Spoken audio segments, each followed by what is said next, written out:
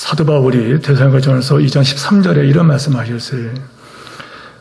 내가 너에게 전한 말을 너희가 사람의 말로 듣지 아니하고 하나님 말씀으로 들음이니 과연 그러하도다.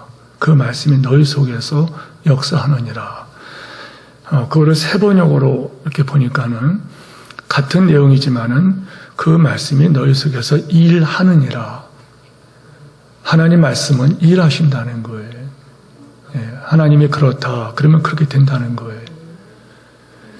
내가 너에게 전한 말을 사도 바울이 전한 말을 어떤 사람은 사람의 말로 들어요. 저 사도 바울이 하는 말이다. 근데 어떤 사람은 하나님 말씀으로 받아요. 하나님 말씀으로 받음이니 과연 그러하도다.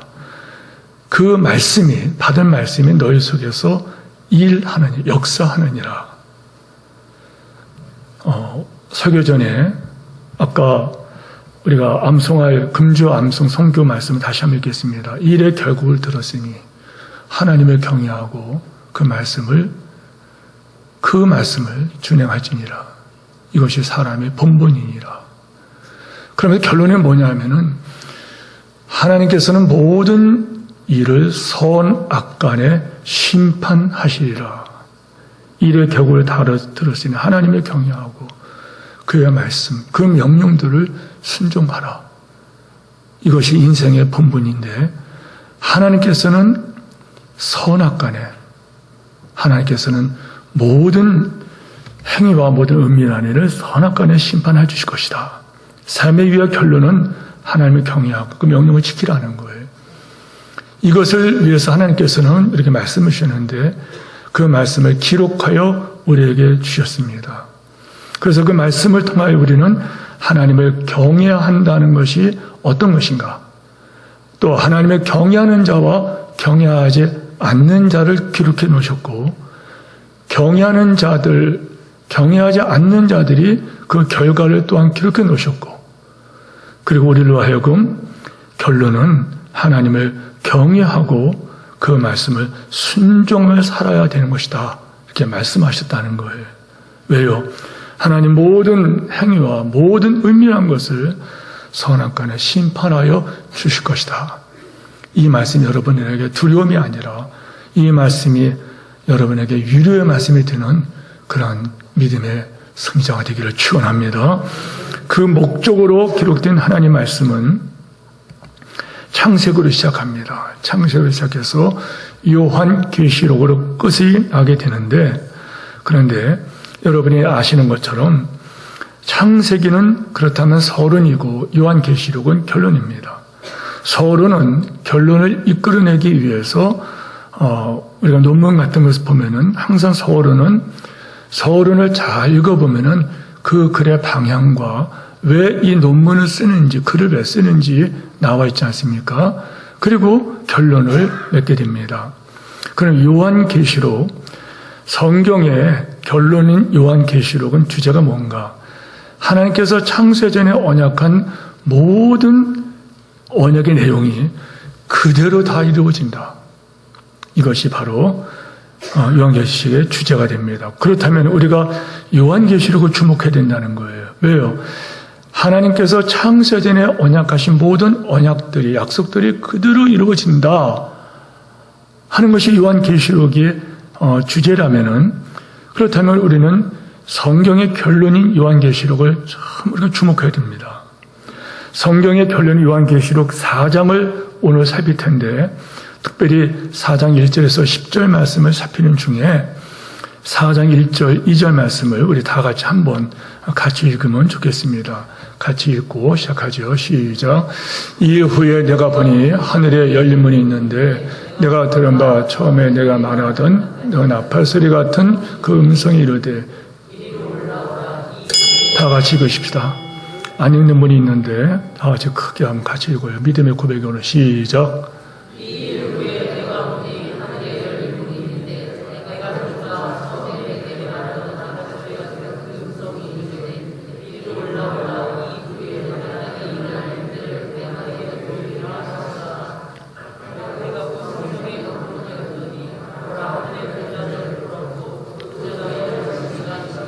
자, 1절, 2절 말씀을 다시 한번 좀 보시기 바랍니다. 이 일 후에, 그러면 이 일 후에, 그러니까 앞에 어떤 일이 있었다는 거죠. 앞에 어떤 일이 있었냐면은 주님께서 소아시아 요한에게 있는 7교회의 편지를 써 보내라. 이렇게 명령을 하셨어요. 그런 다음에 하늘로부터 나팔소리 같은 음성이 들렸는데 1절 보십시오. 관찰해 보세요. 내게 말하던 나팔소리 같은 그 음성이 내게 들렸다는 거예요. 예. 그러면서 하신 말씀이 뭐냐면 다 같이 한번 따라하십시오. 이리로 올라오라. 다시 한번 이리로 올라오라. 자, 이 일 후에 내가 보니 하늘의 문이 열렸다는 거예요. 이렇게 하늘의 문이 열렸는데 그 하늘 문이 열렸다는 겁니다. 그리고 내게 말씀하시던 그 음성이 또 들렸는데 그 음성, 이번에 들린 음성은 뭐냐면 이리로 올라오라. 이리로 올라오라. 예. 하늘로 올라오라는 그런 말씀이었습니다. 여러분, 얼마나 기뻤을까요? 얼마나 기뻤을까요? 구약에 에녹이 하나님의 불을 받고 하늘로 올라가지 않습니까? 엘리야에게 하나님 말씀하시니 엘리야가 하늘로 그냥 올림을 받습니다. 근데 이 말씀을 지금 요한에게 하셨다는 거예요. 그 말씀을 들은 요한이 눈을 들어서 이렇게 하늘을 바라보는데 하늘문이 열려 있는데, 다시 말하면 천국 가는 길이 활짝 열려 있었다는 거예요. 이런 일이 또 있었어요. 스데반이 성령에 충만하여 하늘을 우러러볼 때에 그때에 하늘이 열렸는데, 이 요한도 지금 하늘을 바라보는데 여러분, 하늘문이, 천국문이 확 열려졌다는 거예요. 여러분에게 이런 은혜가 있기를 축복합니다. 2절 말씀 다시 보세요. 내가 곧 성령에 감동되었더니, 그 말씀 주의 음성을 듣자마자 성령에 감동이 됐어요. 그때에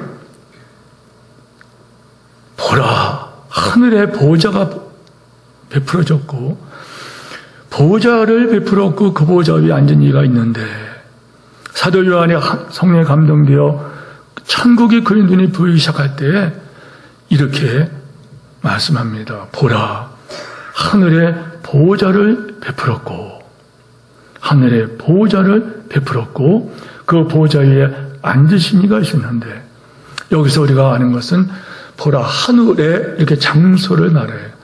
천국은 구체적인 어떠한 장소를 천국입니다. 그냥 상상하는 어떤 관념이 그런 게 아니라 분명한 천국이 있다는 거예요. 근데 그 중심에 뭐가 있어요?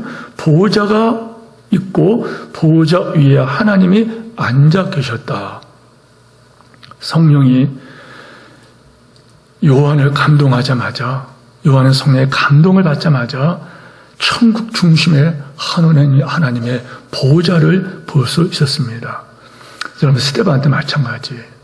스데반도 그때 순교를 할 때, 성령에 충만할 때 하늘 보좌에 하나님과 그 우편에 예수님이 서신 것을 볼 수 있었다. 이렇게 말해요. 이 요한계시록 4장은요, 천국 보좌를 보여줍니다. 요한계시록 4장에만 보좌라는 말이 12번이나 나와요. 그런데 그 보좌에 앉으신 하나님 모습은 어떠한 그 형태의 모습이 보이지 않고 오직 그분의 그 찬란한 그 황홀한 영광만이 보이는데요. 성경은 그 하나님의 영광을 형용할 수가 없어요. 어떻게 말로 표현할 수가 없어요. 이렇게 이 지구상의 언어로 표현할 수가 없는 그런 영광이에요. 그 영광을 벽옥과 홍보석과 녹보석으로 표현하기도 하고 하지만은 그 보좌 앞에 어린 양이 서 있고 보좌 앞에 하나님의 7영이신 성령께서 계시고 그 보좌 주위에 네 생물이 둘러서 하나님을 찬양하고 24장로가 그 다음에는 둘러서 하나님을 찬양하고 그 다음에 수많은 천군 천사가 또 찬양하고 그 다음에 구속받은 모든 성도와 만물이 둘러서 하나님을 막 찬양하는데 그분의 영광이 얼마나 영광스러운지 이것이 예수님께서 사도 요한에게 하늘문을 열고 보여주신 바로 그 하늘의 영광의 모습이었습니다. 그런데 자 그럼 그게 어쩌다는 거예요? 여기서 중요한 것은 뭐냐면은 왜 하나님께서는 사도 요한에게 천국을 보여주셨냐 이거예요. 사도 요한은 하늘문이 열리면서 천국을 바라봤다. 그러면 왜 하나님께서 사도 요한에게 하늘문을 여시고 그 하늘의 그 영광을 보여주시느냐? 우리는 그 답변을 얻어야 된다는 거예요. 요한이 천국을 보고 깨달은 것이 있었다는 것입니다. 하나님께서 밤모샘에 있는 요한에게 밤모샘에 놀러간 것이 아니죠. 밤모섬에 믿음을 지키러 가서 이때 밤모섬에 있는 이 요한의 나이가 아주 노쇠한 그때 나이라 학자들은 그렇게 말합니다. 아주 노쇠한, 요즘 말하면 늙었는데 아주 늙었다는 거예요. 그런데 끌려가서 거기서 뭘 했냐면은 돌을 캐고 있었어요. 편안히 있는 게 아니에요. 밤모섬에 끌려간 믿음 때문에 끌려가 거기서 노예 생활하고 있는 요한에게, 사도 요한에게 천국을 보여주신 하나님의 목적이 있는데 하늘문이 열려서 천국을 바라보니 천국에는 모든 피조물들이 쉬지 않고 하는 일이 있었다는 거예요. 보호자에 들러서 있는 네 생물들, 24장로들, 천군 천사들, 그리고 구원받은 성도들, 만물이 쉬지 않고 하는 것이 있었다. 그것이 뭐냐? 하나님을 찬양하는 일이었다는 거예요. 성도 여러분, 천국에 있는 백성들이, 천국에 있는 모든 피조물들이 하는 일이 뭐냐? 하나님을 찬양하는 일. 하나님을 찬양했다는 거예요. 다시 말하면 여러분, 천국에서의 그 기쁨, 물론 천국이 좋은 곳이다. 어떤 성경에 나오는 천국이 너무너무 아름답잖아요. 그런데 그 천국에서 기쁨 중에 기쁨, 영광 중에 영광은 뭐냐? 그 어떤 기쁨보다도 영광보다도 더 큰 기쁨과 영광은 뭐냐? 하나님의 영광을 찬양하는 거예요.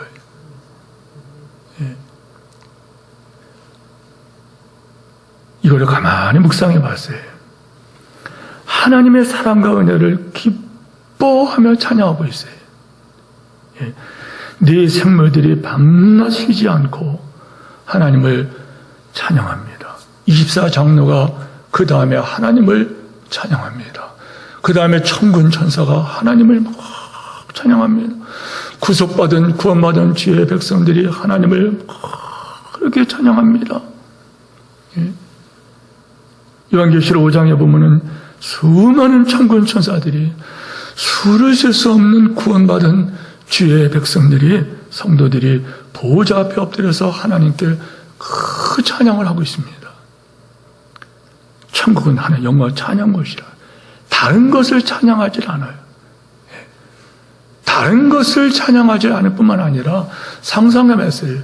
천국에서 하는 말마다 하나님을 찬양하는 말이에요. 천국에서 하는 일은 하는 말마다, 하는 행동마다 하나님을 찬양하고 하나님을 기쁘게 해주는 그것밖에 없다는 거. 왜 그랬을까? 왜 그랬을까? 왜 그랬을까? 왜 그랬을까? 천국에서는 그 찬양과 경배하는 이유를 아는 행복한 성도들이 우렁찬 찬양과 정한 예배가 뜨겁고도 진실하게 엎드려서 하나님 앞에 찬양과 경배를 올리는데 왜 그랬을까?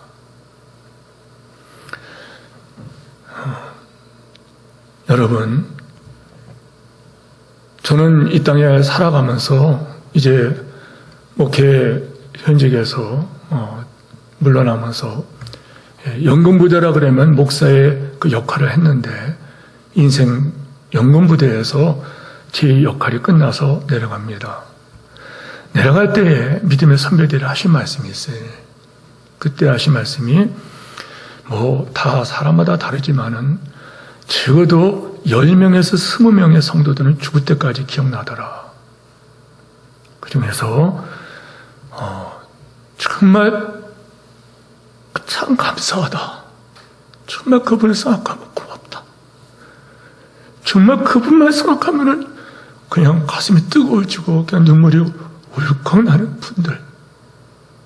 참, 예. 그래서 그렇게 표현합니다. 목사를 울게 한 사람 생각난다. 그분만 생각하면은, 반면에 그분만 생각하면 가슴이 쓰리고 아프고 안타깝고 괴롭고. 그래, 천국은 어떤 것이냐? 천국은 저는 그걸 생각해 봤어요.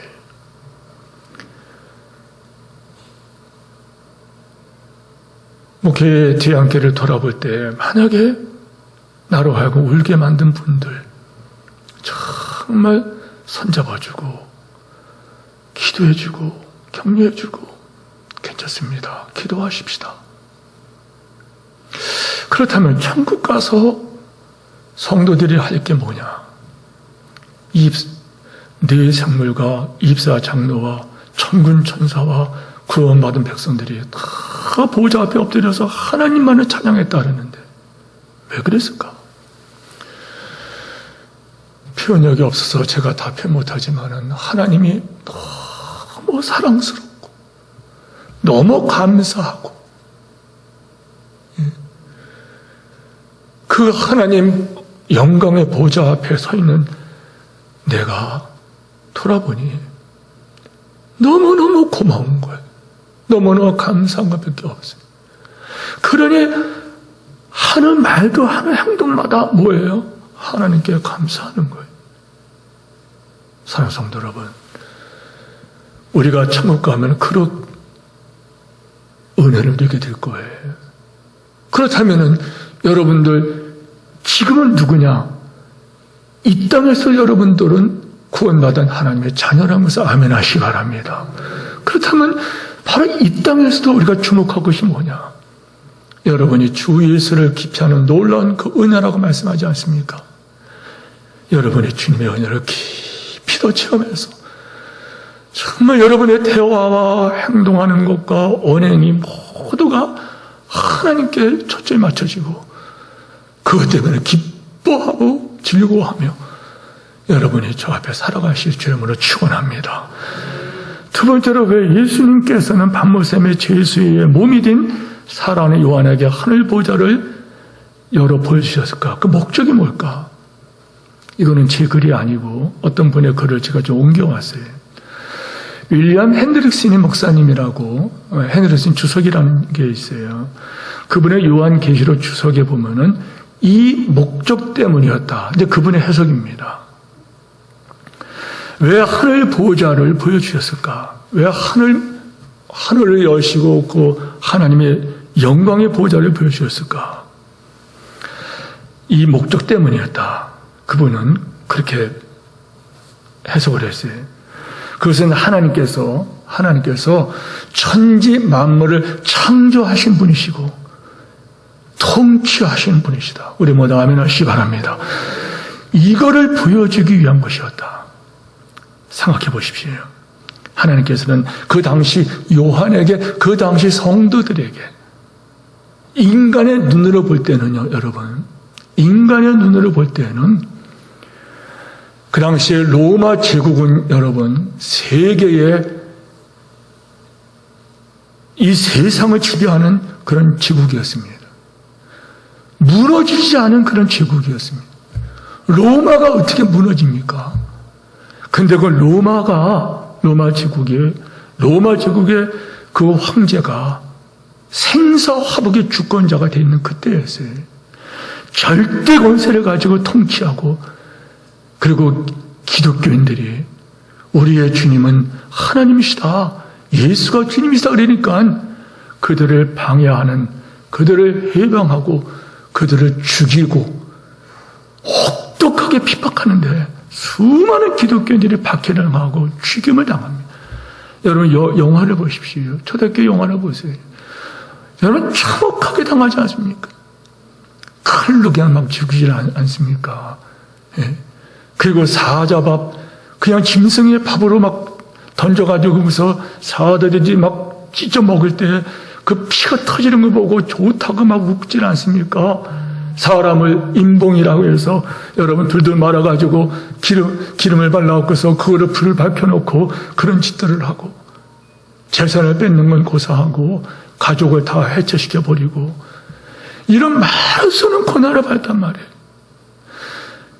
사도 요한도 로마 황제의 박해 때문에 세포리아 반모섬으로 지금 유배를 갔어요. 너무너무 혹독한 환난과 핍박 속에서 우리는 그런 찬양하죠. 환난과 핍박 중에도 성도는 신앙 지켜내 말하지만은 그 당시에 신앙을 지키고 살아가는 그분들의 믿음이 그 당시에 흔들린단 말이에요. 인간의 별거 아니에요. 사도 요한도 몸은 늙었어요. 너무너무 늙은 몸을 가지고 반모섬에 끌려와서 돌을 깨트리는 중노동에 시달리는, 어떤 기록에 보면은 유황을 캤다는 말이 또 있어요. 유황을 캤다는 말이 무슨 말이에요? 그 유황가루를 여러분 상상하게 보세요. 얼마나 고통스러운지.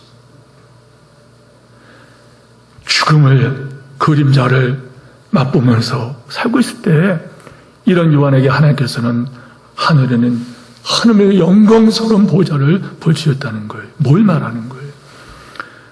세계의 중심이 예수님께서 하신 말씀이에요. 세상의 중심이 로마 황제가 아니고 세상을 통치하는 것이 로마 황제가 아니라 세상을 통치하는 것, 앞으로의 역사의 방향과 역사의 수레바퀴를 돌리게 하시는 것은 세세 무궁토록 하나님의 손에 달려있다 하는 것을 보여주기 위하여 이후에 내가 마땅히 될 일을 내가 네게 보이리라. 보라, 하늘의 보좌를 베풀었고, 보좌가 뭡니까?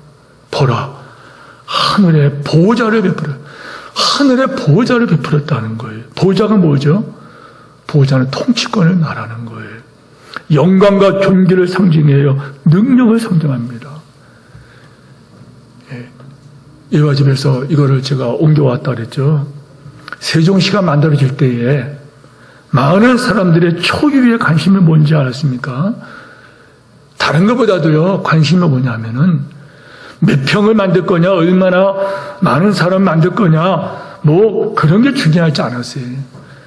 많은 사람들의 관심이 뭔지 압니까? 청와대가 오느냐 안 오느냐, 이게 관심이었어요. 왜요? 청와대가 뭐 하는 거예요? 단순히 건물을 옮기는 게 아니지 않습니까? 청와대라는 것은요, 우리나라의 국가 권력의 최정점입니다. 예. 국가 권력의 중심이기 때문에 청와대가 내려오면 여기에 중심이 되는 거예요. 국민들이 초유의 관심이었어요.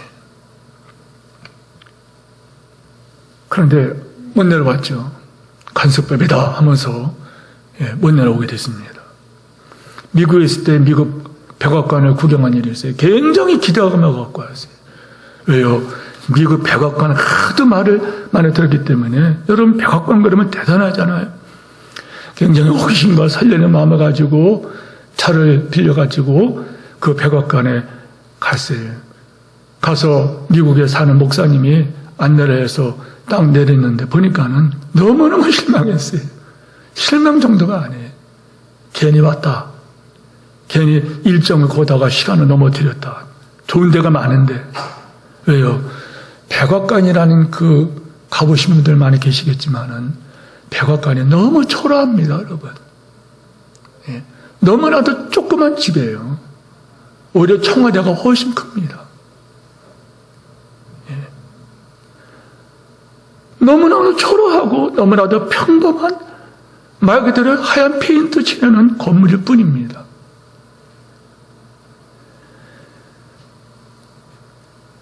그런데 전 세계인들이 저 전 세계 언론이 백악관을 주시합니다.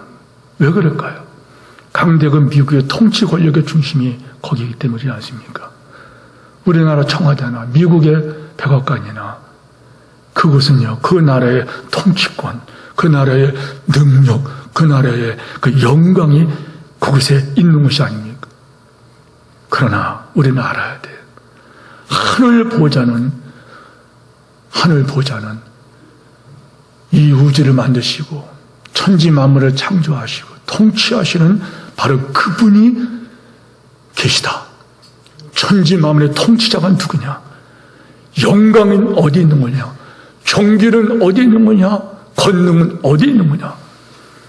이거를 사도 요한에게 보여줬다는 거예요. 그 강력한 그 당시에 로마 황제도, 그리고 우리나라 청와대도, 아까도 기도했지만 청와대도, 그리고 국회도, 그리고 우리가 권력기관이라는 모든 기관들도, 심지어 미국의 백악관도, 저 중국의 베이징에 있는 어디도, 여러분 그 모든 것도 여러분 통치자가 아니라는 거예요. 생사복의 통치자는 하나님이심을 아멘하시기를 축원합니다. 네 생물들과 입상류들 이렇게 말하죠. 10절과 11절의 말씀이에요.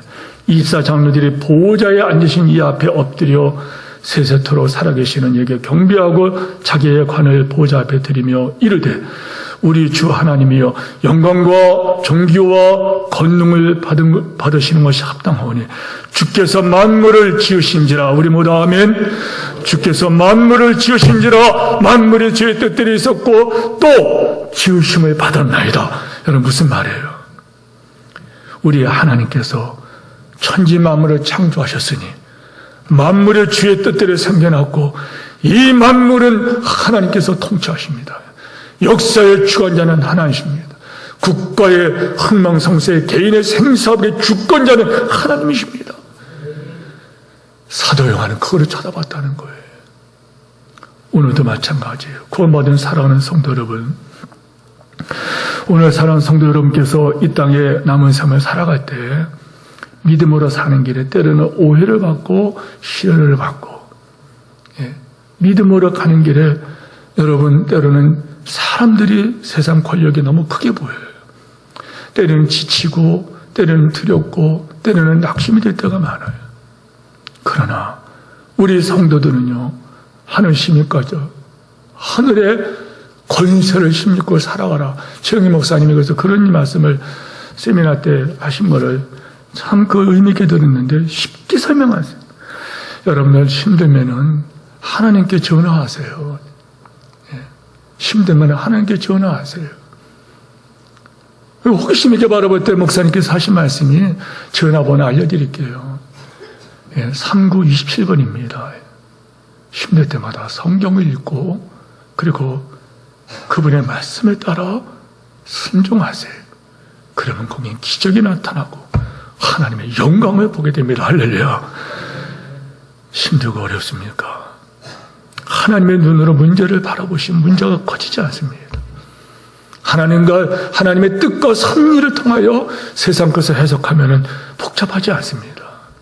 하나님 말씀 붙들고 하는 여러분 되기를 축원합니다. 셋째로 사도 요한이 열린 하늘문을 통하여 천국을 바라볼 때 하늘부터 내려진 음성은 이 말씀이에요. 여러분, 이 책의 예언을, 이 책의 말씀을 임봉하지 말라. 이 책의 말씀을 임봉하지 말라. 이렇게 되어 있어요. 이 책의 말씀을 임봉하지 말라. 임봉이 뭐죠, 여러분? 닫지 말라는 거예요. 또 다른 목적이에요. 이것은 지금 세상의 모든 교회와 성도들에게 뭘 하라는 거예요? 부탁하시는 말씀이에요. 천국과 지옥의 실제를 생생하게 전하라는 거예요. 이 책의 말씀을 임봉하지 말라. 성도 여러분, 세상이 대단한 것 같지만은요, 세상에 대단한 사람들 많죠. 그러나 이 세상은 여러분 복잡하지 않습니다. 하나님 말씀으로 세상을 이렇게 보면은 복잡하지 않아요. 하나님의 시선을 보면 복잡하지 않다는 세상은 하나님께서는 내 자녀와 내 자녀가 아닌 자 이것밖에 없어요. 하나님을 믿는 자와 하나님을 믿지 않는 자 이것밖에 없어요. 하나님을 믿는 자 중에 하나님 뜻대로 몸부림을 치면서 하나님 뜻대로 살는 자와 그렇지 않은 자 이거 외에는 없어요. 이 세상의 모든 사람들은 조만간 천국으로 가든지 지옥으로 갈 거예요. 그동안 천국과 지옥에 대해서 계속 말씀을 증거했는데 여러분 결국에는 뭘 말하는 거예요? 천국과 지옥이 있다는 것과 천국과 지옥에서 어떤 일이 벌어질 것이니 이 땅에서 우리는 이러한 삶을 살아야 된다는 걸 말씀하는 것이 바로 그 위의 모든 설교 내용들이에요. 일의 결국을 다 들었으니 결론이 뭐예요? 하나님을 경외하고 그 말씀을 지킬지어다. 이것이 인생의 본분이다. 왜 그러냐? 하나님께서는 모든 일을 선, 악 간에 하나님 뜻대로 사는지 사단의 종이 되어서 종으로 서다 맞는지 거기에 하나님께서는 다 하시고 심판해 주실 것이다. 성도 여러분, 우리가 의식하고부터 응원해 지금 세월이 살같이 빠르게 지나갑니다. 화살같이 쏜사같이 지나간다는 거예요. 우리가 인정하든지 안 하든지 시편을 보면은요, 이 땅의 모든 사람들이 무수하게 죽음을 당합니다. 이렇게 표현합니다. 주께서 그들을 홍수처럼 쓸어가시나이다. 시편 90편 말씀이에요. 그들은 잠깐 자는 것 같으며 아침에 돋는 풀 같으니이다. 주께서 그들을 홍수처럼 쓸어가시나이다. 어제도 이 땅에는요 수많은 사람이 죽어갔을 거예요. 홍수처럼 쓸어갑니다. 여러분이 컴퓨터에 한번 쳐보면 돼요. 어제 세상을 떠난 사람 숫자 치면은요, 여러분 그런 프로그램이 있더라고요. 그거 보면 겁나는 게 뭐냐면요, 초침이 막 전기 쓸 때 초침이 막 옮기는 것처럼 이 숫자가 막 올라갑니다. 그게 뭘 말하는 거예요? 죽어가는 숫자를 막 계산하는 거예요. 막 사람들이 죽어갑니다. 지금 홍수처럼 쓸어갑니다. 시편 90편 말씀에 우리의 날이 주의 분노 중에 지나가며 우리의 평생 순식간에 다하였나이다. 우리 인생의 삶은 70이요 강건한 80이라도 그 연수의 자랑은 수고와 슬픔뿐이요 신속히 가니 우리가 날아가나이다. 날아가나이다. 홍수처럼 쓸어가는 것, 평생이 순식간에 다 끝나는 것, 신속히 가니 날아가는 것, 이것이 세상이라는 거예요. 이런 세상에서 우리가 구원을 받았다는 거예요. 구원으로 부르심을 받았어요. 오늘도 고백했죠. 우리는 세상으로부터 부름받은 하나님의 백성이다. 세상으로부터 구원을 받은 우리들이에요. 왜 구원받았어요? 또한 우리는 세상으로 보내받은 그리스도의 제자들이다. 이걸 한마디로 말하면 구원으로 부르심은 사역으로 부르심이다. 그러므로 예수님을 믿음으로 영접하여 하나님의 자녀가 된 사랑하는 존귀한 신분을 하나님의 자녀라고 하는, 하나님의 사랑받는 자녀라고 하는 존귀한 신분을 가진 주의 자녀된 우리들에게 주께서 하신 말씀이 뭐예요? 이 책에 예언의 말씀대로 임봉하지 말라. 뭘 말하는? 사명이 있다는 거예요. 구원받은 백성에게 사명이 있지 말라는 거예요. 요한에게 하늘 보좌를 보여주신 그 예수님께서 하신 말씀은 이 세상은 덧없는 것이다. 이 세상 아침 안개 같은 것이다. 세상과 세상을 사랑하지 말라. 다 지나가는 것이다. 그러면 하신 말씀이 뭐예요? 저들에게 복음을 전하라. 세상과 세상에 있는 것에 빠져있는 저들에게 복음을 전하기 위하여, 복음을 전하기 위하여 천국의 영광을 보여주셨다는 거예요. 다시 말씀입니다. 우리에게 천국과 지옥의 실제를 세상 사람들에게 알릴 사명과 책임이 있다는 것을 우리 주님 앞에서 믿음으로 다자 아멘 하시기를 축원합니다. 성경 요한계시록은 분명 똑똑하게 말합니다. 흰옷 입은 자만이 천국에 들어올 수 있다. 이 땅에서는 흰옷 입은 자만이 천국에 들어갈 수 있다. 천국에서는 흰옷을 입은 자만이 천국으로 올라올 수 있다.